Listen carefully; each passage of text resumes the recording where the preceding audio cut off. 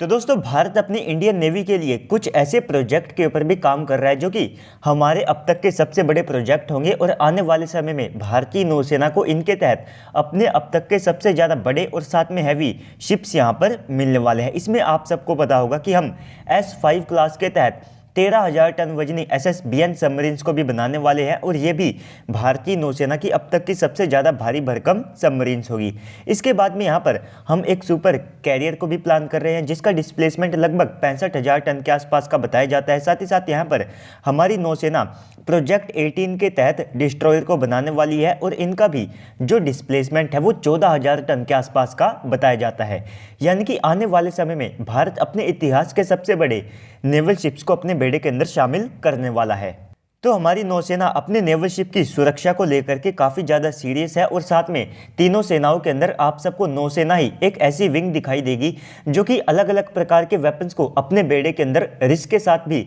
Induct करती है और इसके अलावा इनके द्वारा जो हमारे वेपन्स के ऑर्डर हैं ये भी टाइमली प्लेस किए जाते हैं और हमारी नौसेना कहीं ना कहीं एक्सपेरिमेंट से भी पीछे नहीं हटती है। तो इस कारण से आप सब कह सकते हैं कि हमारी नौसेना का जो मॉडर्नाइजेशन है वो आप सबको हमारी इंडियन एयरफोर्स और साथ में इंडियन आर्मी से कहीं ज़्यादा तेज दिखाई देगा। तो इसी सब के चलते हमारी नौसेना को भी ये बात पता है कि हमारे दुश्मन कंट्री यानी कि पाकिस्तान और चाइना, खास तौर पर चाइना, तो इनके पास में हाइपरसोनिक वेपन्स और एंटी शिप की जो कैपेबिलिटीज़ हैं ये काफ़ी ज़्यादा तेज़ी से डेवलप हो रही है और इन सारी कैपेबिलिटीज़ को चाइना के द्वारा पाकिस्तान को भी ट्रांसफ़र किया जाएगा। तो ऐसे में भारत जब आने वाले समय में अपने सुपर कैरियर के लिए एक कैरियर बैटल ग्रुप को फॉर्म करेगा तो उसकी सुरक्षा के लिए भारतीय नौसेना को अपने एयर डिफेंस सिस्टम को और ज़्यादा मजबूत करने की आवश्यकता पड़ेगी। तो इसी के बारे में अब बताया ये जा रहा है कि भारतीय नौसेना जिस बैलिस्टिक मिसाइल डिफेंस सिस्टम को अपने बेड़े में शामिल करना चाहती है तो उसको न केवल हमारे डिस्ट्रॉयर यानी कि प्रोजेक्ट 18 क्लास के NGD के ऊपर लगाया जाएगा बल्कि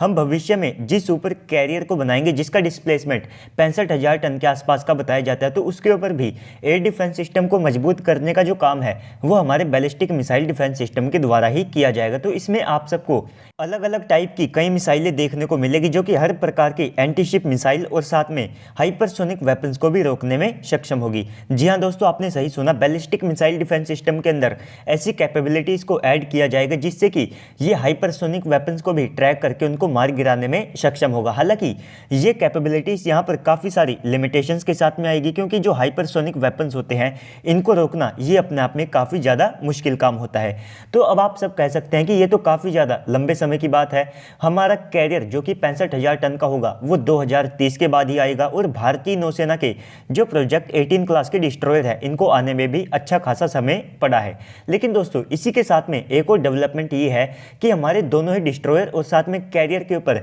हमारे खुद के DRDO के बने हुए लॉन्ग रेंज के जो मल्टी फंक्शनल रडार हैं वे जाने वाले हैं। और इससे पहले हम इस प्रकार की टेक्नोलॉजीज और साथ में रडार के लिए इजराइल के ऊपर डिपेंड किया करते थे जिसके बदले में हमको पैसा तो पे करना ही पड़ता था, लेकिन यहाँ पर ये रडार उनके हैं तो यहाँ पर जितनी मर्जी है वो इजराइल की चलेगी। तो इस कारण से हमें अपने जो हथियार है जिन हथियारों के ऊपर इन टेक्नोलॉजीज का इस्तेमाल करना है तो उनको उन्हीं की इच्छा के अनुसार यहाँ पर कहीं ना कहीं थोड़ा सा कॉम्प्रोमाइज़ करके बनाना पड़ता था। लेकिन अब जब भारत में इस प्रकार के रडार बनने लगेंगे तो इससे हम अपने रडार को भी मॉडिफाई कर सकेंगे, हमें अपने डिस्ट्रॉयर को यहाँ पर उनके अकॉर्डिंग डिज़ाइन करने की आवश्यकता नहीं पड़ेगी। तो इस प्रकार की कैपेबिलिटीज़ के डेवलप हो जाने के बाद में एक कंट्री के पास में काफ़ी सारी फ्रीडम और अपने वेपन्स को लेकर के कंट्रोल आ जाता है। तो इस कारण से ये दोनों ही डेवलपमेंट भारत के लिए काफ़ी ज़्यादा इंपॉर्टेंट हो जाती है। यहाँ तक कि हमारा जो XRSAM एयर डिफेंस सिस्टम है तो उसके नेवल वेरिएंट को भारत बना करके अपने डिस्ट्रॉयर और साथ में जो कैरियर होंगे वहाँ पर डिप्लॉय करेगा और XRSAM एयर डिफेंस सिस्टम